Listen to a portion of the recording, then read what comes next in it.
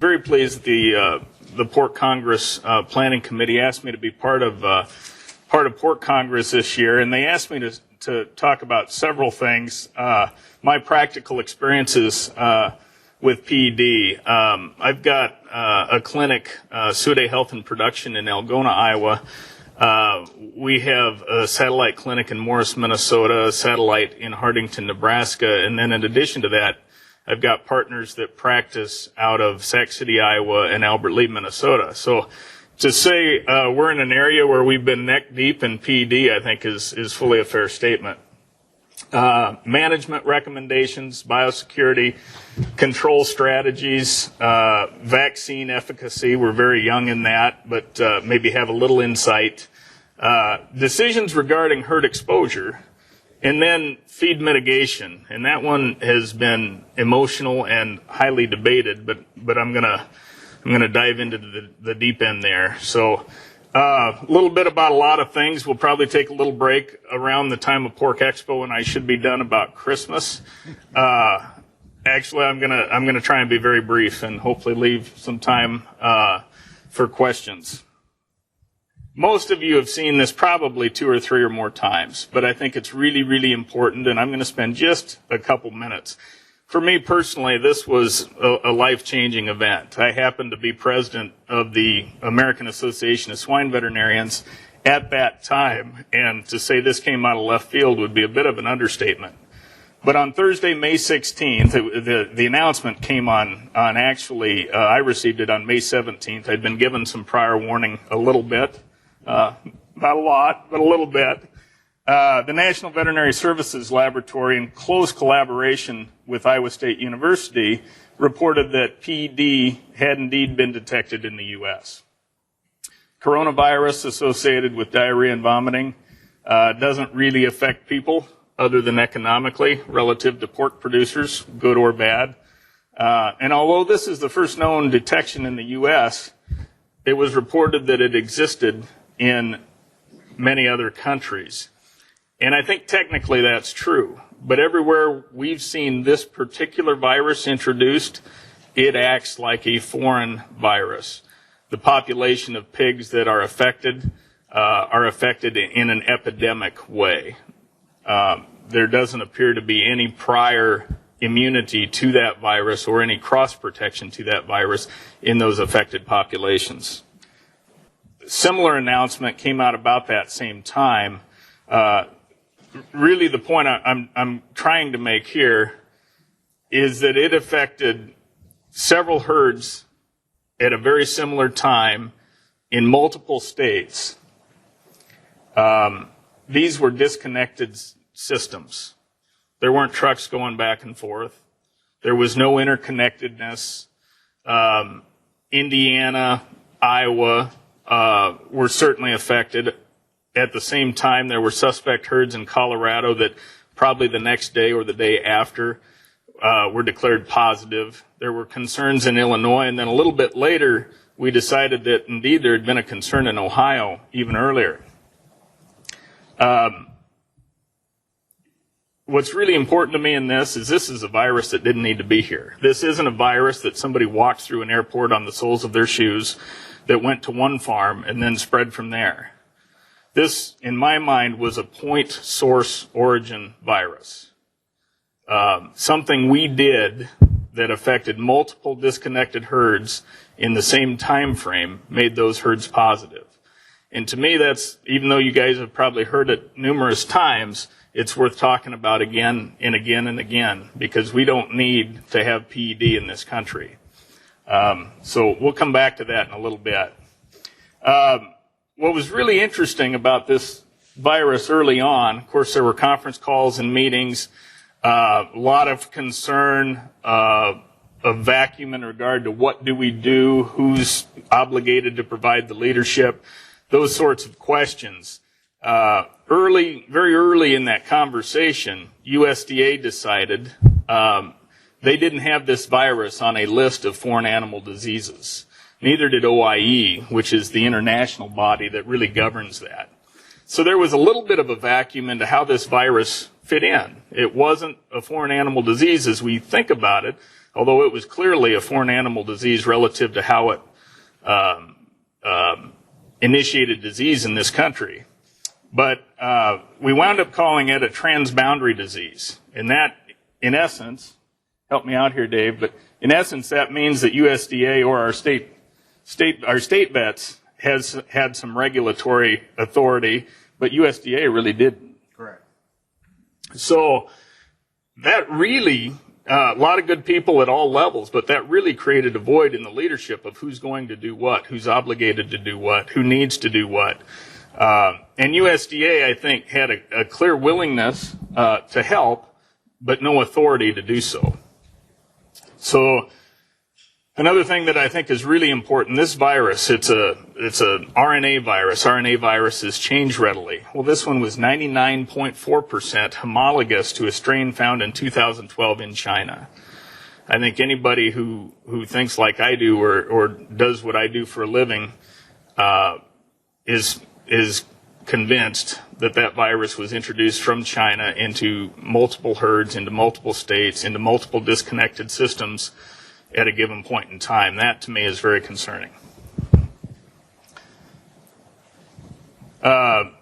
USDA's CIA, Center for Epidemiology and Animal Health, was very, very helpful in putting together an early epidemiologic survey. And although that was not conclusive, it did point a finger at a couple things. And as ASV president at that time, in conjunction with the staff and other officers at ASV, because of that void, we decided that if we were going to screw up because we were doing something, not nothing. So it was our goal early on to get the ball rolling on a lot of these tools, a lot of these investigative things, and so that I'm a little bit proud of. So how did it get here? I've talked a little bit about that. There is no conclusive evidence. But to me, it clearly presented at multiple farms, in multiple systems, in multiple states at a single point in time. This was not a single point introduction and then spread from there. So something that we do in multiple herds in multiple areas all at once, something affected those herds. When we started looking at the connections epidemiologically, there really weren't any. The indications in that epidemiologic survey put out by CIA did indicate that possibly feed was a connection, or feed was indicated as a risk factor. Certainly at that time, FADs were on our radar. Any industry that exports 25% of its product needs to constantly be concerned about foreign animal disease. Those are border closers. And anything that forces 25% of our product back onto the domestic market should concern us very deeply. I'm going to talk about that a little bit more. To be fair, at that time, we were really focused on African swine fever that had begun to show up in Europe. We were concerned about classical swine fever and pseudorabies, which we've defeated here, but is still present in other countries. So we think about it today as a foreign animal disease. There was actually a secure pork plan coming together under the leadership of Jim Roth's group at Iowa State that talked about business continuity in the event of a foreign animal disease break. And all those plans are really good. There's one element that I would like you to help our industry get in place relative to those plans. Again, I'll talk about that toward the end. But PD virus wasn't a virus that we'd put a lot of thought into.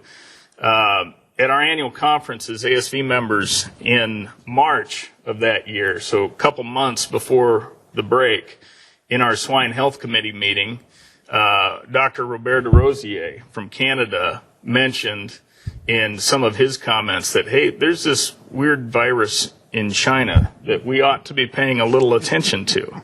Well, that turned out to be fully prophetic. I think Dr. Schmidt showed some of these numbers, but this is a chart I really like. And I think there's a couple messages. So if we go back to here, that's April and May 2013. And that's when we knew we had a problem in the U.S. And we saw this little spike, and we didn't really know where it was going to go from there, but This gave us maybe a little bit of comfort, although we were worried about the fall. Well, guess what? We should have been, because then this happened. Now, whether that caused you a lot of economic pain or an economic opportunity is debatable, but that was real. A lot of pigs affected by that. Probably in the neighborhood, to date, of north of 60% of the sows in our U.S. industry. What I'm trying to point out here, we're beginning to feel like we might have this thing under control. And we may. I think we've made great strides. Here, would we have said the same thing? I don't know. You know, that's a similar time of year. We're lower this year, but not dramatically than the same point in time last year. So I think before we pat ourselves on the back too much, we have to see what the next 2 or 3 months bring us and really remain vigilant. I won't spend any time on this. Obviously, you just saw this in Dr. Schmidt's presentation. I would say that Hawaii, I don't think we infected Hawaii with the market truck. And I don't think we infected Hawaii with a weaned pig truck. And I'm guessing it wasn't a feed truck. So we still have things relative to the spread of PED that concern me very deeply. And I'm not entirely sure as an industry we have a good handle on that. Canada has had their issues with PED, and I think in Canada they've done an extraordinary job of controlling the spread. They got to watch our struggles with it for the better part of a year. They do have it now. Every one of the farms involved in their initial breaks was sourcing some feed ingredients from the same source, and that appears to be the only connection they can find. So when you talk to Canadian vets or Canadian producers, it's pretty difficult to convince them that that feed connection isn't real. Everybody's really watching the Ukraine right now. And it's certainly affecting a lot of pigs in the Ukraine, but the proximity of the Ukraine to Europe's other pig populations is very concerning for them right now. You know, time marches on, and so do the bugs. In my career, I've gotten to see these things evolve as a new disease presence in our U.S. industry. 1 or 2 of them are beginning to date me a little bit. Anyway, it's certainly the newest one. PED is certainly the newest one. So maybe it's the drama that goes hand in hand with the newest one, but I don't think so. I think the way this presented, how broadly it presented, how dramatically it presented. I mean, this has certainly been the most dramatic presentation of a new disease-causing organism in the U.S. herd that I've seen in my career. What's even more concerning is that we don't have just one PED virus. We've got 3 distinct, or what we think of as 3 distinct PED viruses. We probably didn't have one virus that came into the States. We likely had 3 and maybe 4.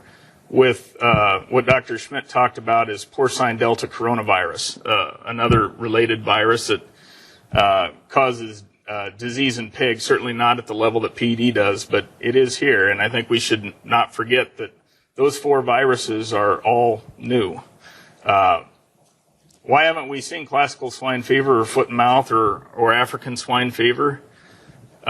Maybe we just got lucky.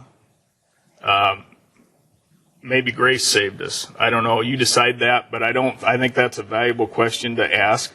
I think relative to the fact that we still export 25% of our domestic product, I think that's a big problem and a big vulnerability.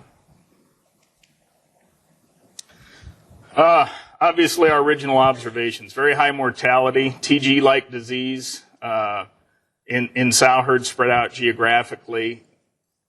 Consistent with that, we had explosive pockets of infection in North Carolina, in Oklahoma, in Colorado, in Iowa. So there was certainly area spread after those point-in-time introductions, and we continue to see those. Then as those herds began to wean pigs, certainly we spread that virus across the country. That was a piece of the area spread, maybe not all of it, but that was certainly a piece of it. Subsequently, we began to see newly placed pigs from non-infected sow farms infected in the first 24 to 48 hours. So these were sites that hadn't been previously positive. They didn't come from an infected sow farm, and they were showing up PD positive. Was it feed? Was it the truck? That list of things comes into question. We saw finisher pigs infected during marketing.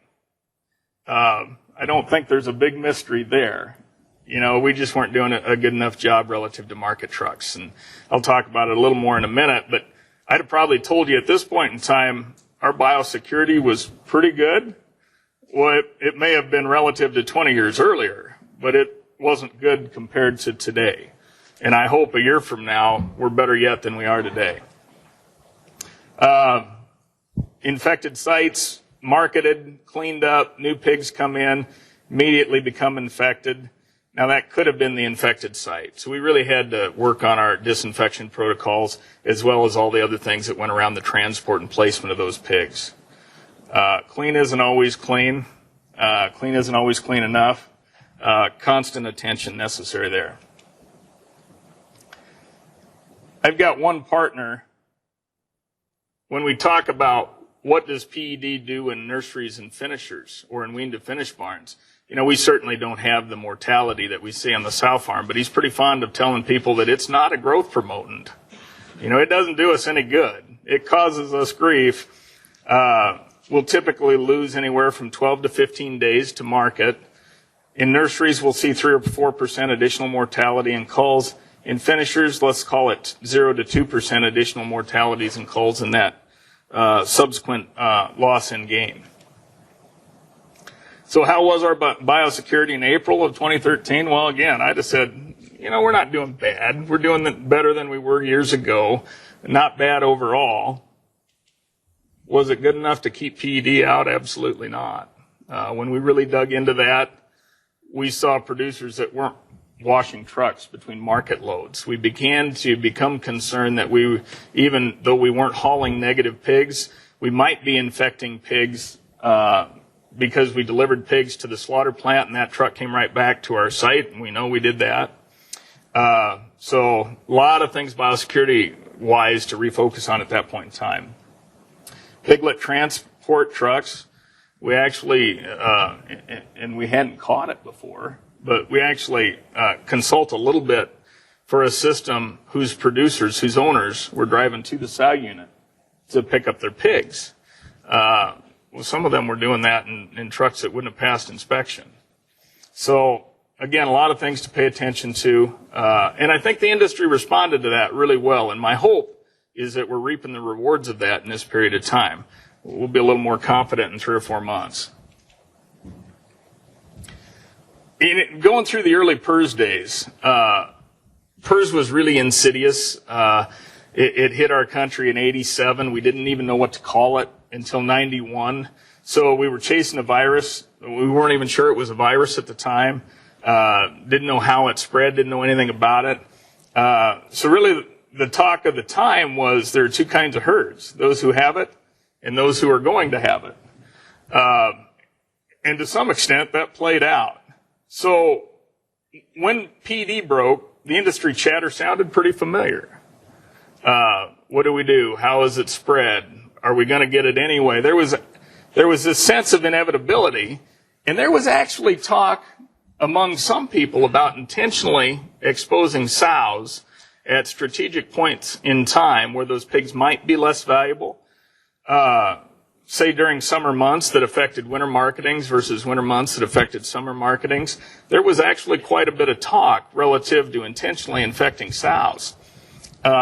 I would tell you that for our clients, that was just talk, thankfully. But I'd leave you all with the question, if you don't have it, do you really want it? And if you don't really want it, what are you prepared to do not to have it? This is a fuzzy number. I don't know that there are good metrics. It has been reported that, and this was quite some time ago. I won't quote the date, I'm unsure, but it has been reported that over 50% of the sows in our industry have experienced PED infection. A common number you hear is 60%.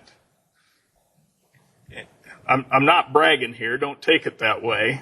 But it is a number I'm a little bit proud of. In our most closely, with the clients we work most closely, in a managed production scenario, we help them out in some fashion of their managed production. Only 12% of those sows broke. And those sows are mostly in Iowa, a little bit in South Dakota, a little bit in Minnesota. So back to, do you really have to have it? I don't think so. We got really committed really early to what can we do to prevent it. And I think some of those strategies paid dividends. I won't tell you that all of them made sense at the time. You know, we were concerned about feed. So briefly, we pulled everything but corn and soy and minerals out of the diet. And we did that for about a week or 10 days. We knew it wouldn't hurt the animals in that time frame, but all we were doing is trying to buy time to see what was causing us grief there. We have altered diets. Some of that's not been pain-free.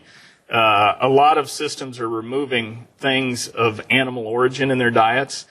We have not removed things, all things of animal origin, but we're being way more careful relative to how those products are handled and sourced and processed.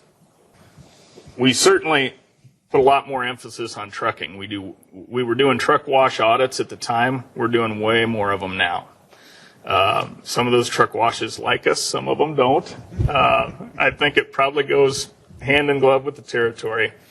But our trucking industry, given the number of pigs that we haul in this industry every year, that's something that we can't get lax on. We did see people washing trucks. We saw some people not washing trucks.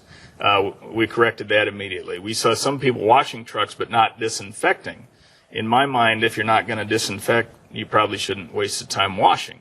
So all those sorts of things led us to where we are today. At that time, we ran feed trucks relative to health pyramids, or we worked with mills serving our clients in regard to getting the healthiest pigs delivered earlier in the week on a wash truck that sat over the weekend. Some mills do that really, really well. Some mills still need to be encouraged to do it better. Manure hauling.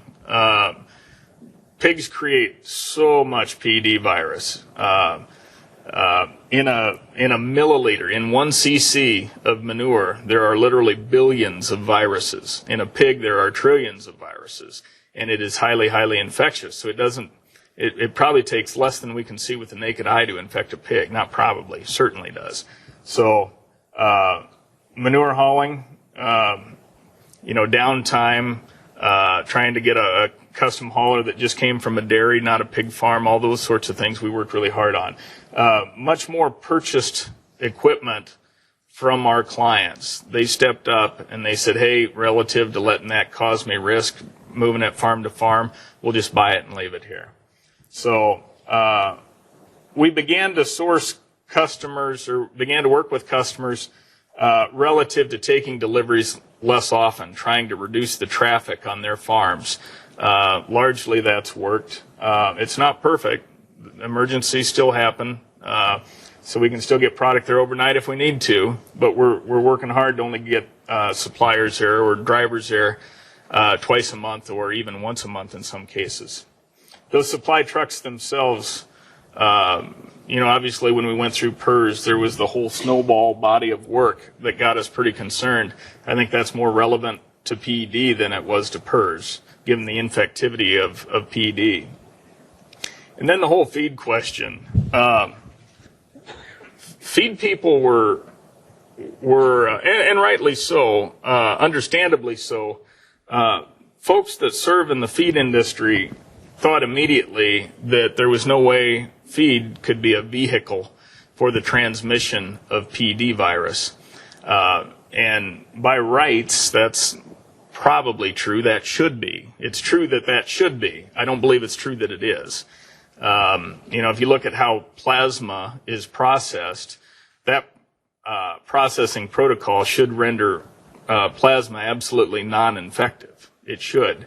Can we guarantee that every process is performed correctly every day? That's where I get a little nervous. So I think we need to think about those things.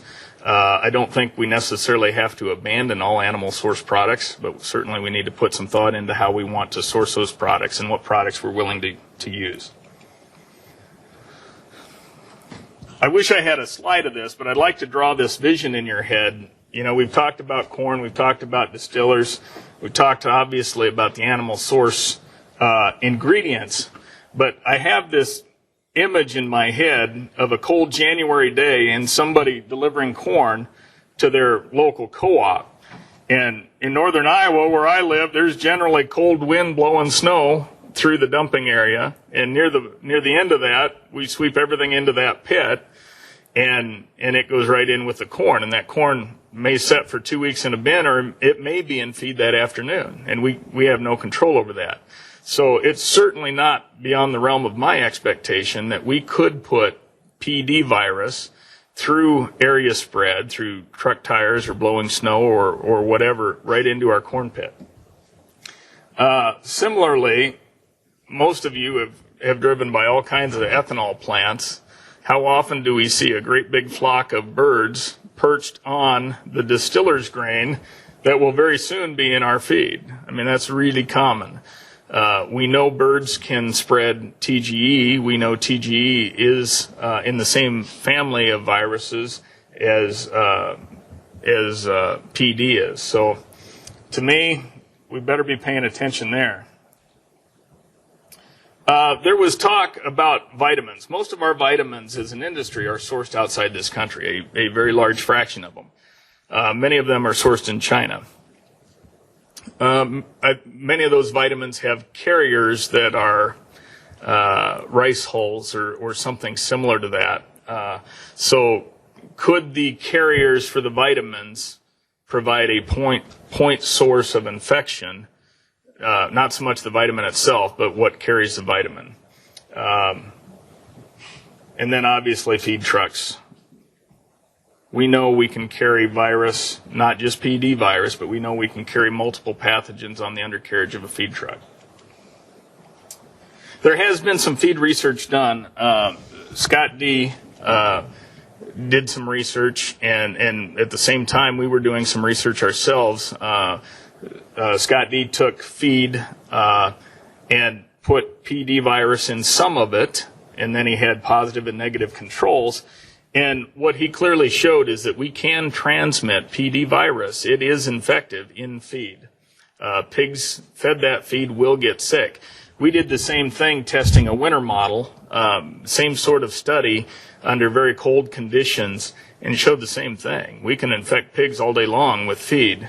There were all kinds of anecdotal examples floating around the industry about, hey, I just got this feed delivered, and that feed feeds 5 different barns or 5 different rooms, and it wasn't until those pigs ate that feed out of that bin that we had PD virus. So you got to be careful what you believe, but I've seen enough of that, heard enough of it, I believe it.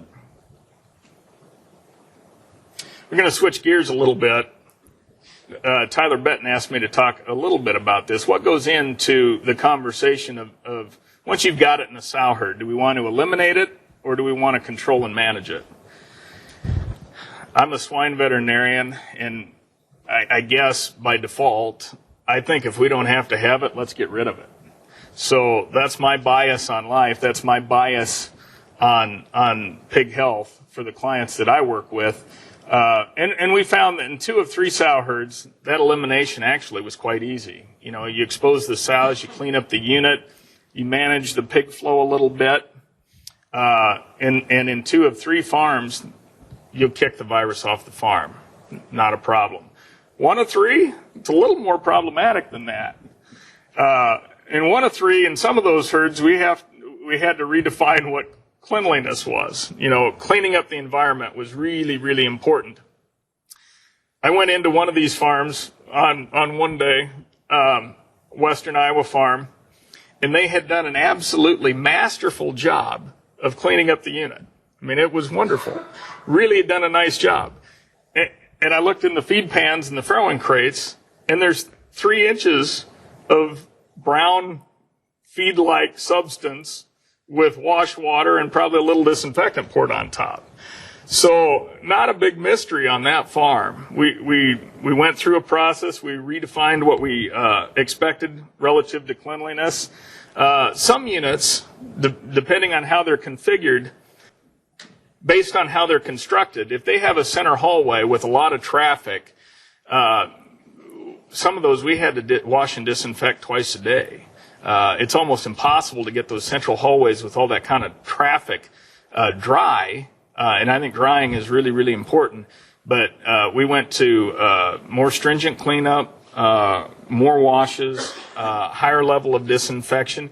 I think many of the very good disinfectants, many of the disinfectants that we were using can still be used. We have to just have to pay attention to how we're using them, what concentration, and we have to make sure that we're putting those on clean surfaces. Relative to the sow herd exposure itself, it was hotly debated, and my colleagues in the industry had dramatically different exposure protocols. Some would expose twice a week for 8 weeks. Some would expose twice, once this week and once 3 weeks from now.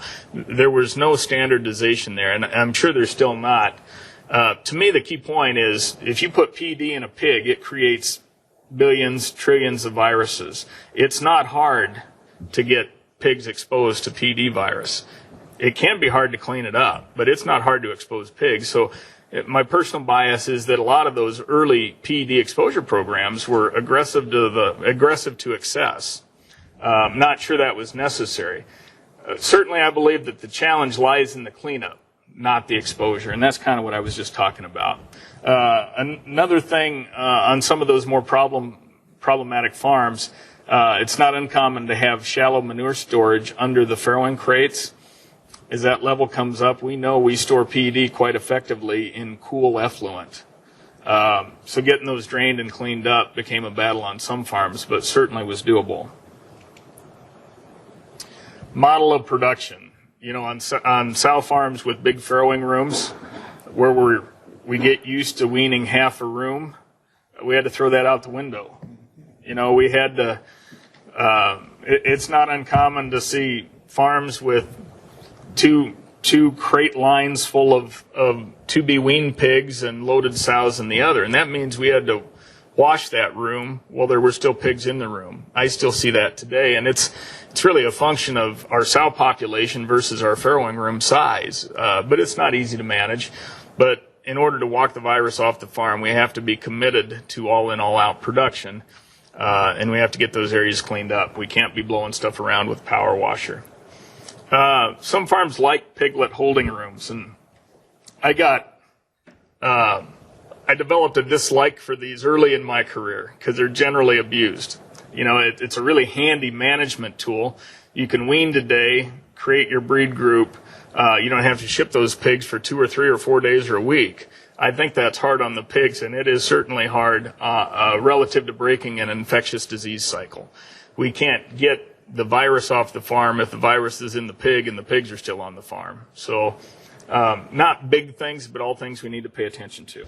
So cleanliness redefined. PD was a great opportunity to shore up all the things that we were doing, to reinvent some things we thought we were doing, and to work hard on the whole biosecurity process. I think I mentioned this. There's a number of disinfectants that work really well. Most of the ones we were using do work well. Our disinfectant concentration as used is sometimes not right. Actually, calibrating your disinfectant, if that runs through any kind of sprayer, is pretty important. I think drying is very important, and I always have relative to any virus, certainly PD. We know that 68 degrees for a week will inactivate PED. We know that 160 degrees for 10 minutes will, and we don't know enough about what's in between those points. But in farrowing rooms, we want to run our farrowing rooms tight because that's good production, right? But there's also risk there. So we started what I call superheating rooms, which you try and do in a way that doesn't burn down your sow unit. But if we can get those farrowing rooms between 115 and 120 degrees for a 24-hour period of time, I think we've got a much better chance of getting virus out of those farrowing rooms. Temperature-assisted drying, so that's really what I'm talking about there, but that, obviously, that's employed at a much higher level in truck washes. I think it's a good thing. I don't think we can count on it exclusively, but I think it's a good thing. Getting ahead of myself here a little bit. So my bias toward PED management in general is keep it out when you can, eliminate it if you must, but be generally unwilling to live with ongoing infection.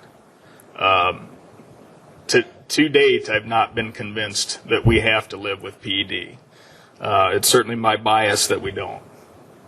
If you become convinced in this one of three herds where it's not so easy to eliminate, if you become convinced that you want to control a managed exposure, then we have to talk about things like gilt exposure prior to breeding, hopefully prior to the gilts coming in the sow unit. There we talk about vaccine. Now, we do have some vaccinated herds that have never been infected with PED, and that's kind of those owners' hedge against what might be. We certainly think that herds that are vaccinated will be kinder to us relative to a PED outbreak. We'll know more about that in a year than we do now, but we are doing a bit of that. But vaccine probably is an absolute no-brainer on those farms where we're choosing to manage infection versus eliminate infection. We know there are studies that indicate that our pre-wean mortality will be much less on a vaccinated sow farm. There's currently 2 on the market, and I expect there to be 1 or more in addition to those 2 over the next year. Right now, both of these are not live products. They are killed products. Actually, the Harris product uses the AlphaVax technology, kind of a subunit vaccine, if you will. The Zoetis product is a killed vaccine. Certainly more on the way, and I believe some of them, or at least one of them possibly, will be a modified live vaccine.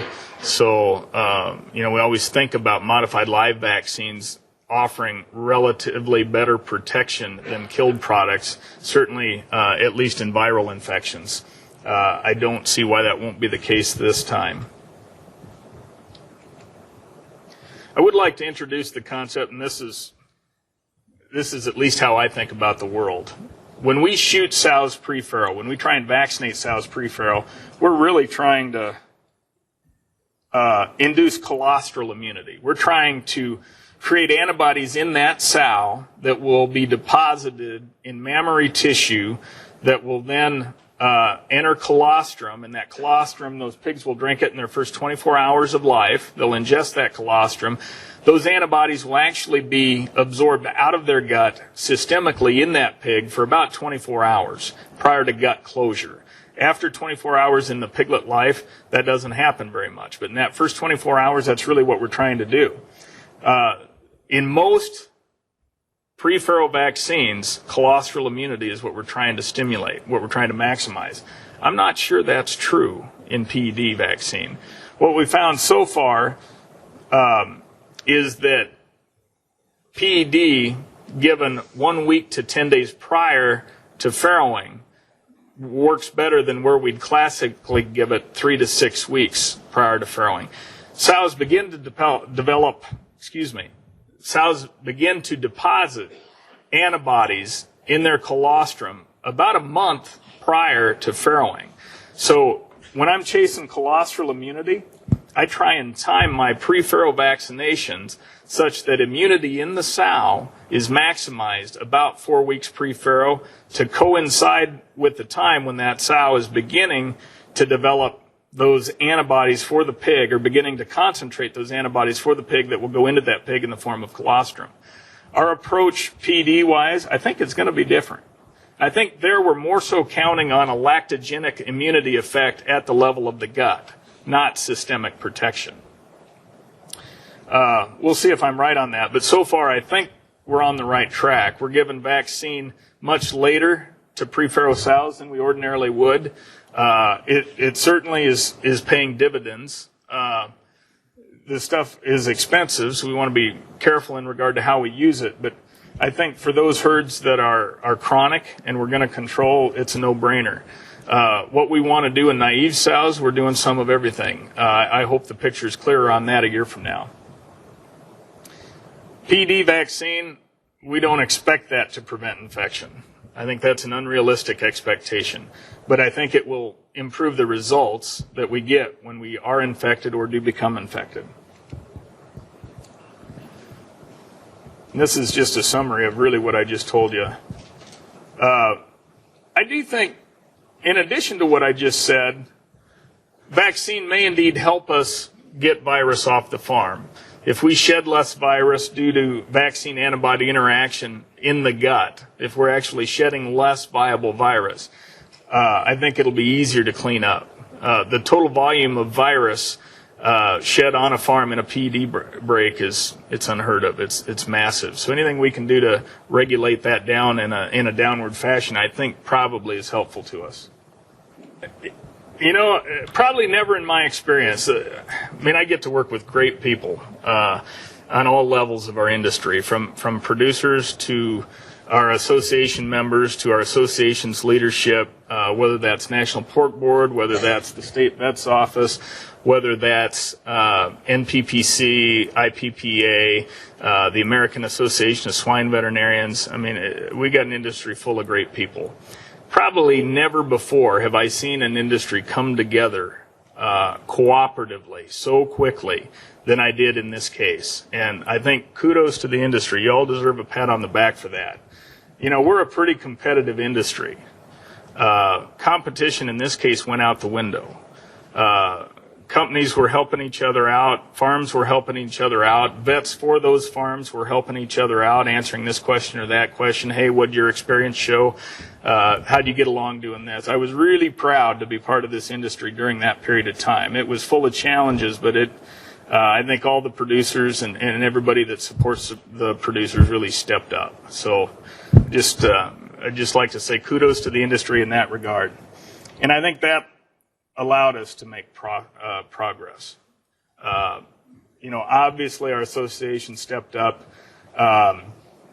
provided a lot of money for research immediately, and the results of that research are meaningful and significant today. They're helping us make progress. So maybe that's just part of the presentation of PED versus PRRS or dysentery or pseudorabies or whatever it was at the time, but I think that attitude of cooperation serves our industry very well. So in trying to close here, this has bothered me for a period of time, concerned me for a period of time, and I've talked about it several different places. The amount of product, this country has not been a net exporter of pork for all that long. That's a fairly new phenomenon for us. And as that opportunity, and it's certainly an opportunity, as that opportunity is created, there's a vulnerability that's also created. And we don't have to look any further than Canada to see how that vulnerability plays out. When Canada broke with BSE, a very high percentage of their product was exported, and that just about annihilated that market. If we had to force the 25% of our domestic product that is exported from this country back onto our domestic market, that would be catastrophic. So my challenge to our producers and our producer groups, our producer associations, is how do we mitigate that vulnerability? We don't want to mitigate international trade. That's a great thing. But we want to mitigate the risk that comes with it. How do we do that? I'm not sure I have the answer, but one challenge that I would challenge the industry with is there a public-private interface that creates a pool of money for indemnification?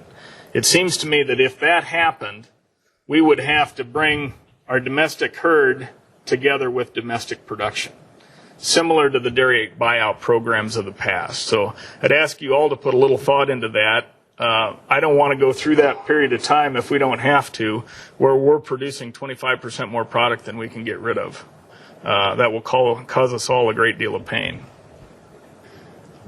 The other thing I'd like us all to keep in mind is that we could just as easily be talking about foot and mouth disease right now, or classical swine fever, or something that would have closed an international border and closed down those markets. I think this secure pork plan, I think that's excellent. Business continuity, I think Jim Roth's group at Iowa State, I think they can be commended for the work they've done. And everybody that has supported that and provided resources to that, I think that's great. I think we just have to focus on an economic piece that goes hand in hand with that. So this is where we are today.